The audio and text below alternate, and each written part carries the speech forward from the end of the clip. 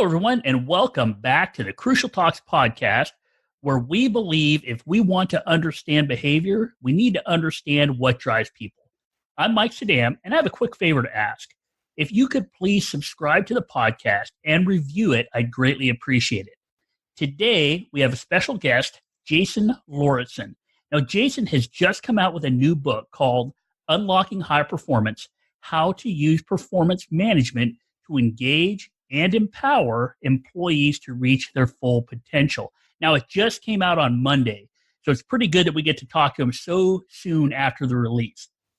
Now, I think we're going to get some great value from Jason because what he talks about as a speaker and what he writes about as an author fits squarely within the focus of the Crucial Talks podcast. Here, we talk about a strength-based approach to human behavior, and we like to use a positive lens to have an impact on decision-making. And that's why it's so great that Jason is our guest. He focuses on making work better. And what I love about Jason is it's not just his focus, but it truly is his passion. It's his calling. And if you look at some of the work he's doing, it's all surrounds the experience people have at work. He wants people to have a rewarding and fulfilling work experience. So if you go to his website, www.jasonlauritsen.com, I'll put a link to that in the show notes, you'll see that he identifies the issue in most workplaces that organizations are stuck in outdated mindsets and beliefs. And that goes right along with the Crucial Talks podcast and how we talk about perception and how people construct reality with each other. It's all about the mindset. And you'll also see that he has come up with some solutions through employee engagement, what he speaks about and what he talks about in his book. And since we spend so much time at work, it's a huge benefit to think about how we can make our experience of work much better while also improving performance. And that's why it's great to have Jason on the show. So without further ado, please welcome Jason Lauritsen to the Crucial Talks podcast. How you doing, Jason? I'm doing great. Happy to be here. Awesome. Yeah, I'm glad we get to talk to you about some of this stuff because it's so important in what's going on in workplaces really around the world. So before we get into what we want to talk about today, which is really your book, it's got a lot of good value in there. And before we get into some of that, I'd like to talk to you a little bit about yourself and how you got so focused on helping people have better experiences at work. Yeah, that's a great question. I always like to inquire with people. At our house, I have a couple small kids, and so we're big into superhero, movies and TV shows and whatnot. So it's, understanding the origin story is always important to understanding the superhero, right? And so for me, my origin story goes back to really early on coming out of college, stumbling through a bunch of really terrible work experiences. Places where I didn't feel like I was treated very well, or that the way that they sort of aligned my own work experience or created my day-to-day or kind of supported me as an employee just didn't make any sense. It didn't feel very good to me. I didn't feel like I was set up for success. It felt like it was always about what was beneficial to them and not really what was beneficial to me. And then I stumbled my way into, kind of by accident, into recruiting, into third-party recruiting, headhunting.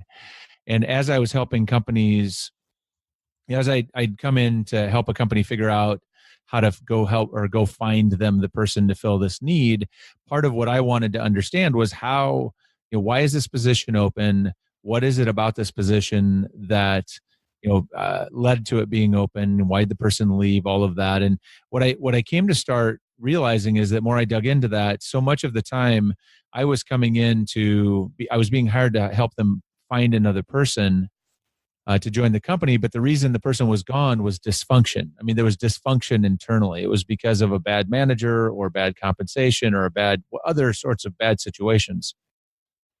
And over a period of time, I got pretty frustrated that I only had essentially one solution. I could only, try to put, a person in there who I thought maybe was best suited to try to survive the dysfunction. Really became my sort of mode of operation, is find someone who could perform and survive. But I got tired of that. And ultimately, I really wanted to get inside the machine and help solve those problems, because it seemed like there was an awful lot of people having terrible work experiences. And it seemed so silly in most cases. It seemed like things that were unnecessary. And eventually that led me into getting into corporate HR. I spent almost 10 years as a corporate HR leader. And now I also realize that I'm not really cut out to be an employee. I'm not very good at being an employee, but I like helping organizations create better experiences for other people.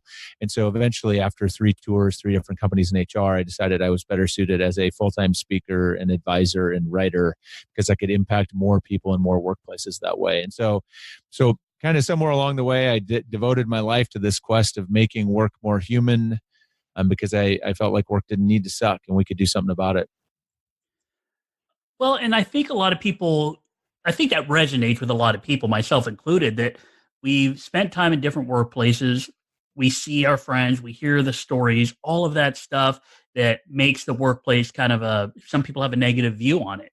And it sounds like what you're saying is, hey, through your experience, you've been able to figure out that it's not really the person per se, but it's something going on within the organization or within that team, within that group, where you're trying to find somebody to go into that job, that there's something going on there that's keeping people from sticking around and making that job hard to fill. So what did you find that were issues with workplaces? You know what? It took me, that question probably took me 10 or 15 years to answer, to be honest, because it was at least at a where I am today, right? What I would argue in my book today is that it's a broken system. It's a system level issue, or a model of work issue is the reason that it's been so bad for so long, or why we still have so many workplaces that aren't working the way that they could. But early on, it was things like, as I got into HR and you start looking around, you realize managers aren't, people show up to work and they're not being given very good direction on what they're supposed to be doing or what success looks like. They're not very well supported. They don't have someone advocating for them or coaching or developing them on a regular basis.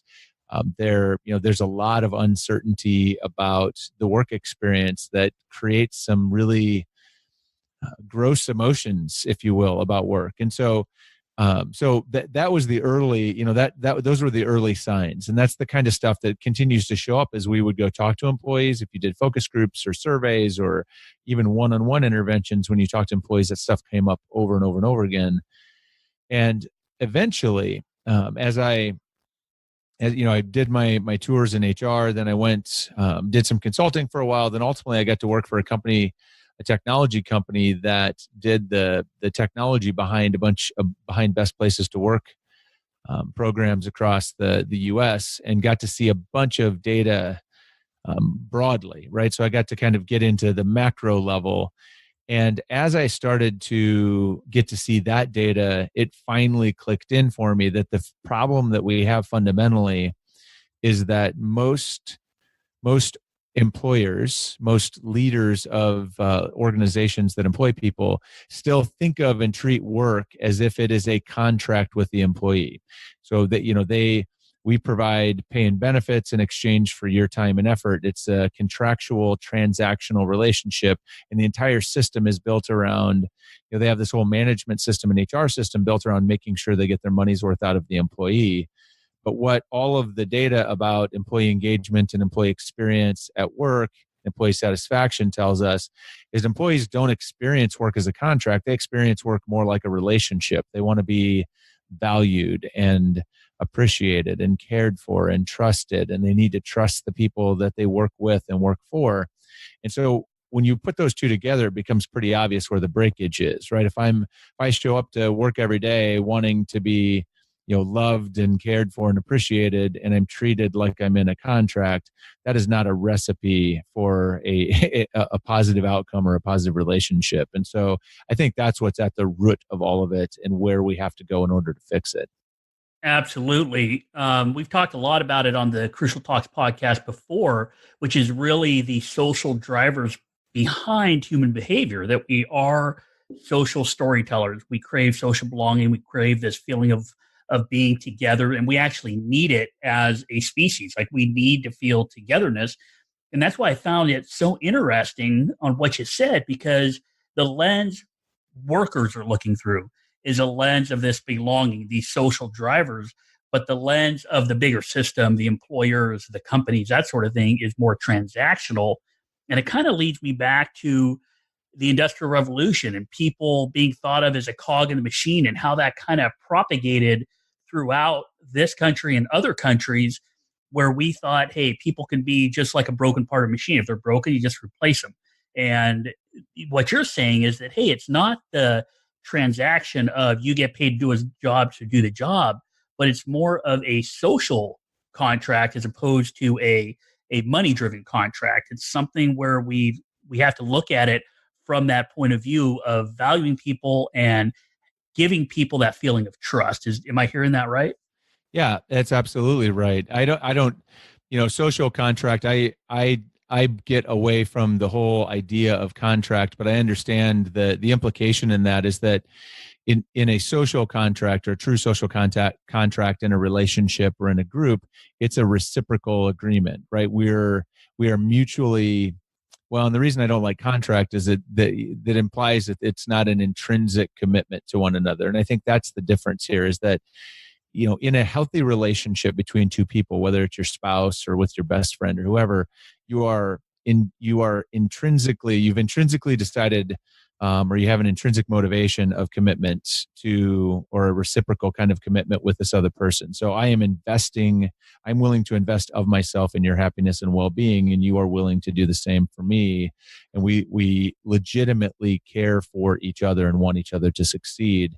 And so that, I think it's that reciprocal loop that is broken in the workplace, and that the workplace, the employer often wants what's best for the employee, so long as it can immediately translate into performance or results that I value right now as the employer, but it doesn't extend often beyond that.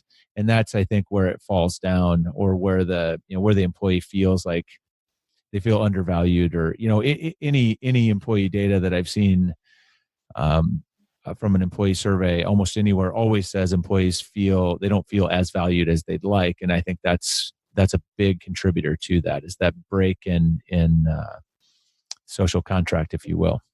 Yeah, and it sounds absolutely correct what you're saying, because what people want is to trust each other. And if they're at work and people feel like they basically are just doing enough to help make the company more money, and if their managers or supervisors, their teammates, they're only communicating in a way that kind of goes to that money driven motivation, you're only going to get so much out of a person. And what I love what you said that the relationship is one where we legitimately care for each other. So what it tells me is, it's not like you're going to go into a company and tell get in front of a bunch of managers and tell them, hey, use these keywords to help people feel better. Because people Right. can see through that. That's why I think that what you talked about before, that trust is so important. Because what we're talking about, it sounds like what we're talking about in the workplace is kind of that we belong to the same tribe. And I know that term tribe might be overused nowadays, but it's that kind of that true meaning where we have enough trust with each other that we don't have to worry about threats from within. But if we truly have that trust and legitimize that relationship of caring and valuing each other, then we can focus on being more innovative and focus on any threats to the company from outside, because they're not really worried about each other. Is that what you kind of see when you go into these companies? If it truly has trust, are they able to focus more attention outside?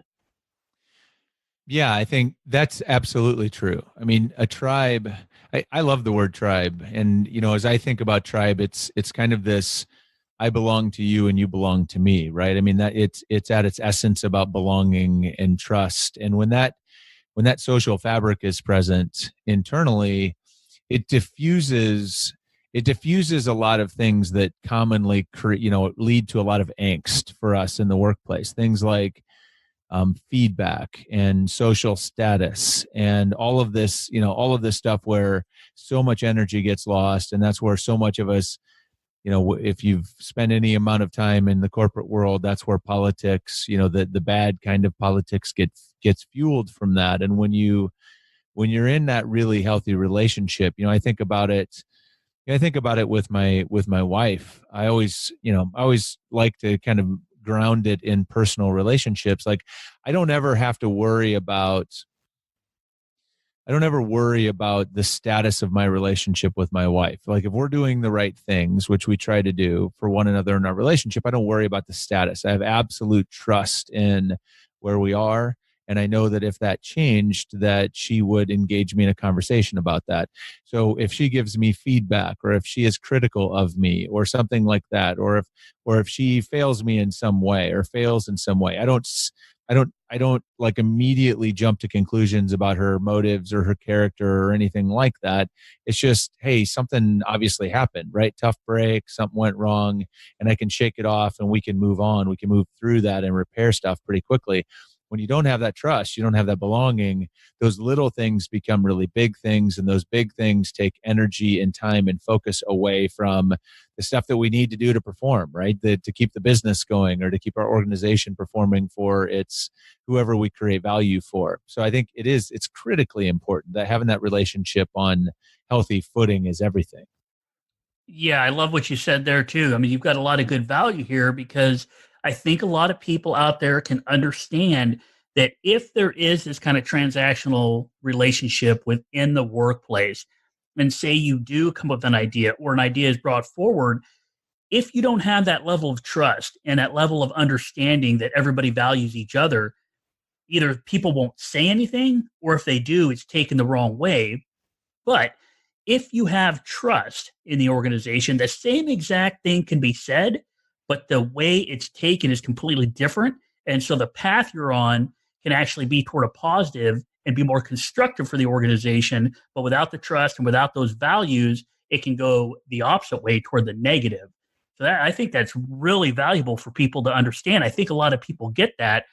And so, with that being the case, how have you been able to help people develop this level of trust and values within their workplaces, so that they do have this stronger bond with each other to make the workplace more engaging and to actually increase performance?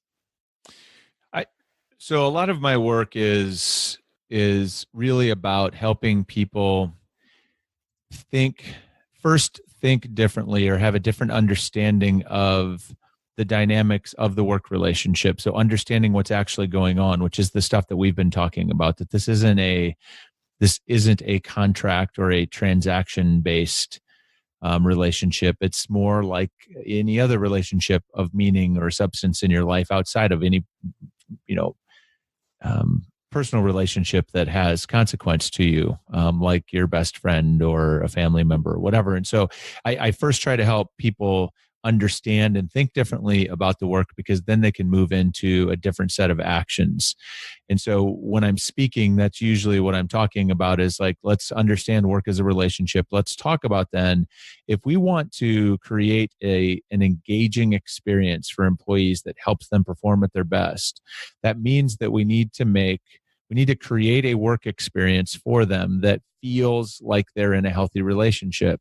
And so in order for that to be the case, we have to understand what is a healthy relationship, what are the elements or components of a healthy relationship, and then how do we do that at work. And so a lot of what I end up talking about is grounded in stuff like, how do you do appreciation in a way that builds relationship? How do you communicate in a way that builds relationship? How do you foster, commitment? How do you foster support, or how do you show support in a relationship? How are you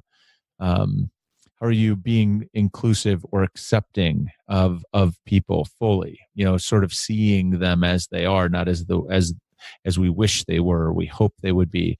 And so when you get people to start to understand those dimensions, and then I usually try to really anchor it back into how they have experienced personal relationships, because the work relationship can get really complicated, and it's hard to think about that at first at scale, because there's just so many things going on in the workplace. But if I can get you to think about these things, through the lens of your relationship with your best friend or your spouse, or even your children, in some circumstances, it's not always the same. The power dynamics with your kids is a little bit different, but But in a truly, adult sort of two-way reciprocal relationship, when you can anchor it there and think about, I use this device or this sort of little gimmicky test that I will teach both when I'm speaking or if I'm doing management training or whatever, called the relationship test. And it's pretty much as simple as saying, thinking about the stuff that we do at work, whether it's interactions or meetings or how we're going to approach a conversation,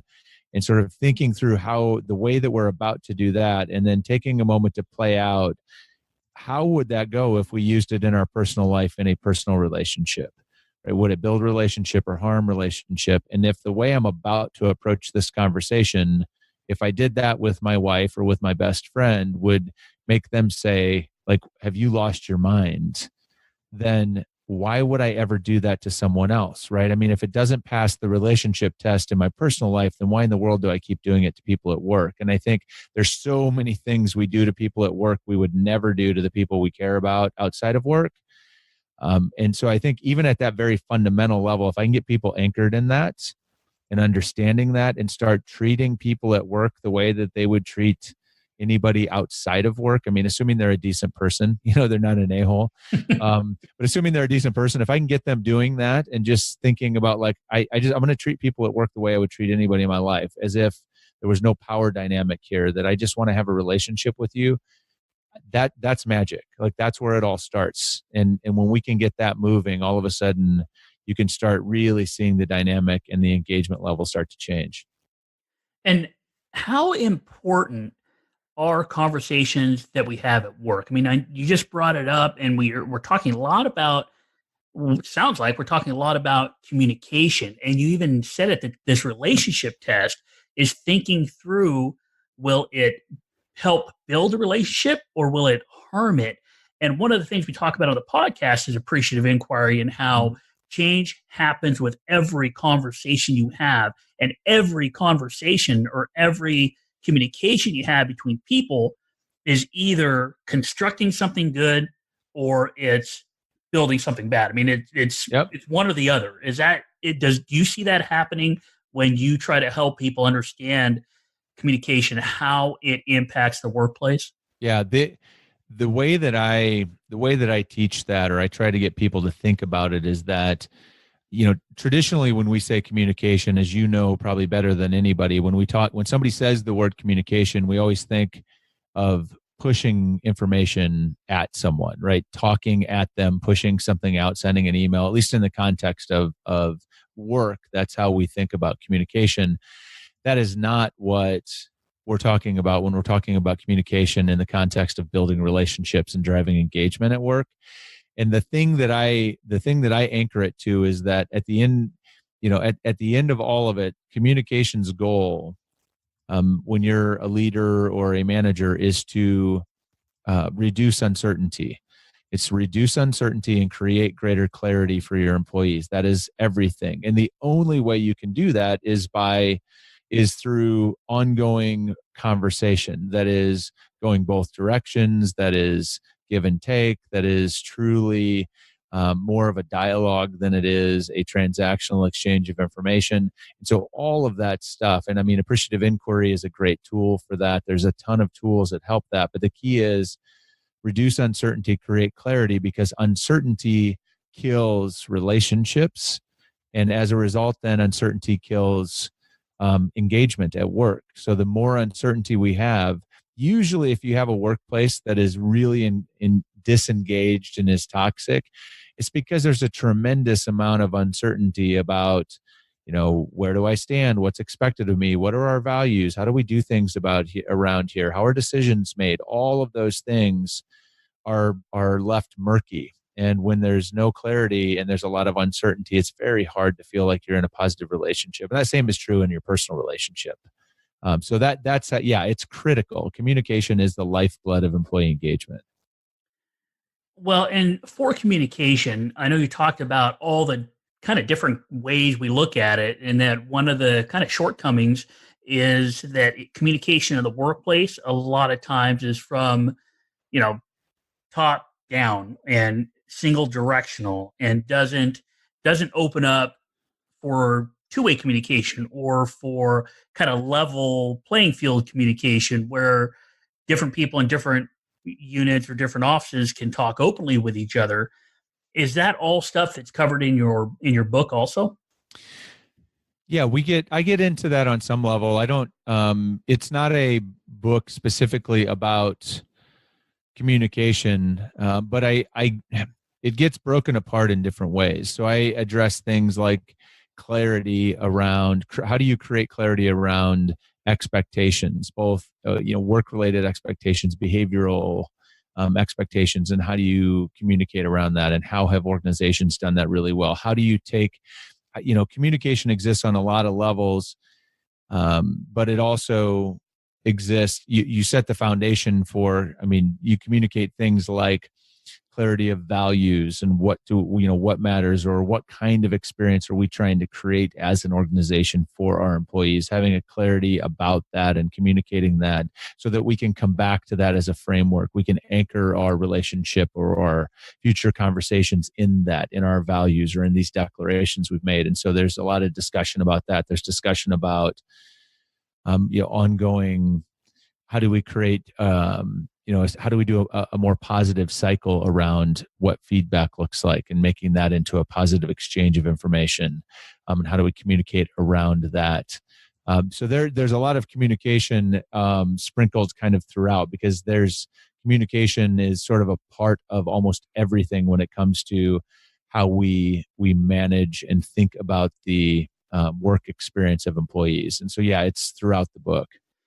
Well, and so then this is a great segue because I really want to get into the book, Unlocking High Performance, How to Use Performance Management to Engage and Empower Employees to Reach Their Full Potential. Now, that's just the title. And when I'm looking at that, what I see is that you're looking at how you can have people, human beings, how you can actually change their perception, change their lens. It doesn't matter at what level they're at within the organization, but how you can change the way they think, the way they communicate with each other through engagement and empowerment, so that both the person and the organization or the system benefits from that.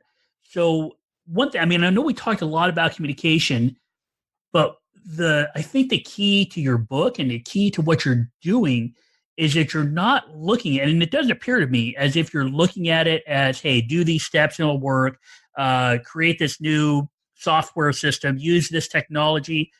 None of that is really talked about. What really is talked about is dealing with the workplace as a place occupied by human beings, by people, because it seems like this book is really people focused. Is it? Absolutely. Yeah, it's a book. So going back to the kind of where we started this conversation, I make the argument at the beginning, kind of where we started. The first part of the book is helping people understand, how did we get here? Like, why is it that work isn't working for a lot of people? Now, there are some exceptional organizations, and I share a bunch of case studies in the book from companies that are doing it right. And so it's not all doom and gloom, but I would say a vast majority of employees are having suboptimal work experiences. It could be better. And so the first part of the book is, how do we get here and what do we need to do? And the punchline is, we need to redesign the work experience to feel like a healthy relationship for employees.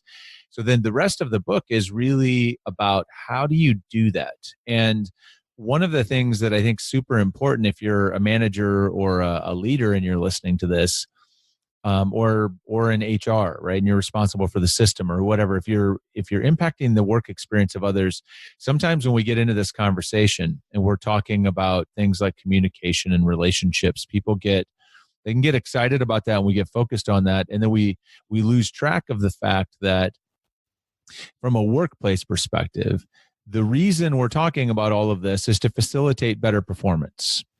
And so it's to connect it back to performance. At the end of the day, if we don't perform, the company is out of business. The company doesn't exist if we don't perform. That is the imperative of any organization, is to perform. And so this is all about facilitating that. And so when we think about our systems of management, or how we manage the performance of others, how we set up a system to enable or facilitate or empower performance for people, the way that we can do that, the way we can finally kind of break through on this is that we design a system of managing performance that feels good to the employee, right? That creates all these positive emotions about working. So I feel engaged. I feel like I'm trusted. I feel like I'm cared for and appreciated. I get all of this emotional reinforcement. I feel like I'm in this good relationship. And my well-being's taken care of, and I feel included and accepted and all of this, so that then I can show up and give the very best that I have. I have more to give because of the way that I feel and the energy I have. And then we have a system around that that helps point that potential, that energy towards the things that matter most. And that's where all of this work clicks together, is that this isn't just a kumbaya kind of thing. Like, yes, it's good. It's an it's important that we make employees, or that we help employees have a good experience at work. That has ripple effects throughout their life. So that's really important. But it's also important that we amplify performance for the organization, so that the organization can stick around and create more jobs and have a bigger economic impact for all the people that are involved. And so that's really that's what the book is about. In the middle of the book is about helping people understand there's kind of three core sets of processes there that fall in these buckets: planning, cultivation, and accountability. And in each, I break out the processes. I share examples of companies that are doing them really well, but it's not prescriptive. I don't believe that there's one way of doing anything. I don't think there's a best practice. I don't believe in any of that. I think each organization has to tailor its own system to do this that works for their culture and their people. And so the middle of the book's kind of like a cookbook. A lot of recipes in there. You pick the right recipes for you. And then the back of the book is how to sort of cook up the meal and serve it to the organization. So how do you put it together and then roll it out? So that's kind of how the book is in a nutshell. It's designed to be a book for people that want to move this to action, that want to make some things happen for their team or for their organization. So it sounds like this book is focused on human performance. And I really like what you said about it's not a kumbaya kind of thing, because a lot of times some of these self-help books or motivational books or something like that, it's a lot of that. But what you're saying is, look, you're not telling people, hey, it's all Pollyanna and everything is great and that's the way the organization looks at it. It sounds like what you're saying is, look, this focus on human performance and dealing with the needs of people as social beings, where they need trust and to be valued and to have connections with other people, doesn't change the fact that things are going to go wrong. It doesn't change the fact that there are challenges within organizations. But what it does do is allow more energy to be focused on performance, dealing with innovation, dealing with problems and challenges that come up, that maybe it even changes the lens from things being problems to the same situation now being an opportunity.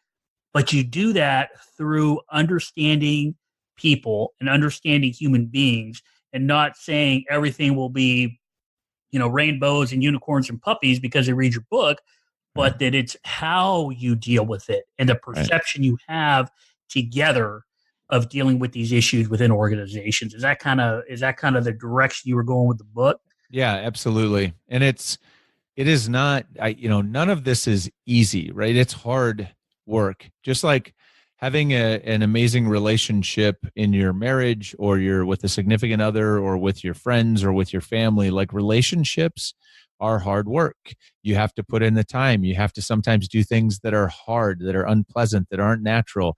If you run away from those things, the relationship suffers. That's what's been happening in organizations, is we haven't been doing some of this hard work. And so it's not easy, but it's immensely rewarding, and it feels great when you do it, when you can stay in.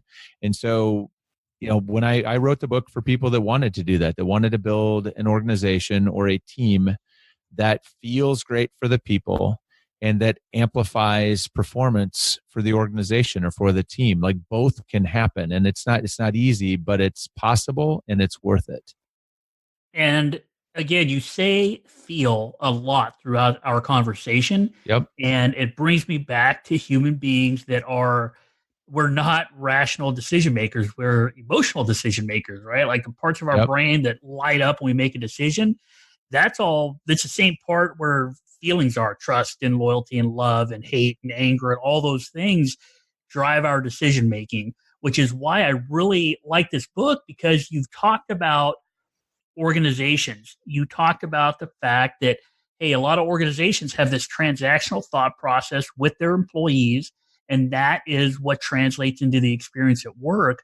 But then you also talked about, hey, to get exceptional, to create an organization or a company or a group or a team that's exceptional, you've got to get to the kind of like the top of Maslow's hierarchy of needs, right? The social motivators as opposed to the money or market driven motivators. Right. And what I love about the book is it's not just the emotional side of it. It's not just the theories, but you also give kind of concrete information on how to operationalize dealing with human beings. Absolutely.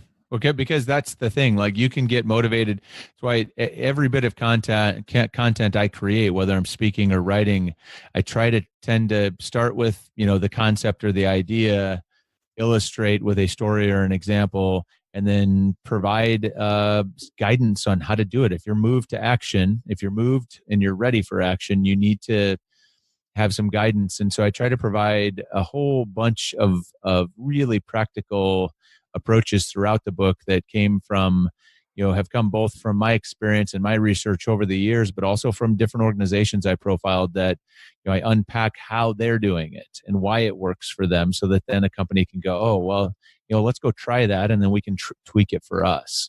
So absolutely.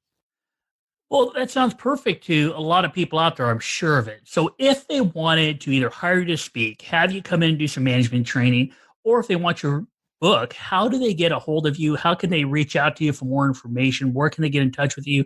And what kind of services do you offer folks? Sure. So the easiest way, you already mentioned the website, jasonlauritsen.com. That's a great place to find all of that stuff. You can email me directly at jason@jasonlauritsen.com. Or if you punch my name into Google, you'll find lots of ways to find me. As you mentioned, you sort of just did it. I speak at conferences and leadership events. I do management training for organizations.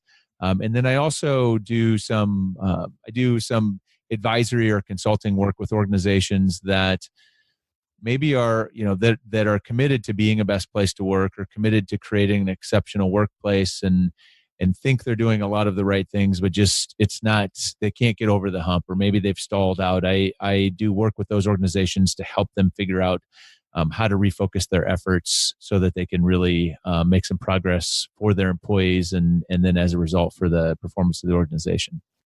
Yeah, and it goes back to what I tell people all the time. Like, hey, look, if you look at a knife on the table, or two knives there, one is dull, one is sharp, they look a lot alike, but one cuts a little bit better. So it sounds like you can go into a place and actually do a little bit of consulting, and they may have a lot of the pieces there. They just need a little honing to make them sharp. And Yep. that's one of the benefits people can get from talking to you. Again, his website is jasonlauritsen.com, and I'll put that in the show notes. And Jason, I want to thank you for talking to us on the Crucial Talks podcast. I got a lot of benefit from this talk. I'm sure a lot of people out there also got a lot of benefit from it. I really wanted to thank you for joining us. And is there any other piece of advice you can give us, or maybe just one little nugget from your book that somebody listening right now, as soon as they're done with this episode of the podcast, is there one thing they can do right now that can maybe change how they view their work environment? The one piece of advice I offer most frequently to managers or organizations, and this could work for an individual too, is that if you're not having regular scheduled one-on-one conversations as a manager with every employee on your team at least once a month, then you are not managing. That is the most powerful, most effective tool of engagement. That one-on-one time, that's where relationships get built. And don't stress about what you're going to talk about. Ask more questions than you do talking, and you'll be fine. But that one-on-one meeting is critically important. If you're not in management, you want to improve your work experience, request a regular standing meeting with your manager so that you can have some face time to build that relationship. But that one-on-one meeting is magic. Thanks, Jason. That is great advice. One-on-one communication, build the relationships, and that's where our strength comes from as people. Everybody out there, great book called Unlocking High Performance: How to Use Performance Management to Engage and Empower Employees to Reach Their Full Potential. You can't miss it. It's like a kind of a orangish background with white writing on it. It says Unlocking High Performance. You cannot miss it. Anybody out there, if you got value from this conversation we just had with Jason, if you get a chance, I'd love for you to visit my website at www.crucialtalks.com, but also please rate, review, and share the podcast so other people can get benefits from these conversations just like the one we just had with Jason. So have a great week, and remember, if we want to understand behavior, we need to understand what drives people.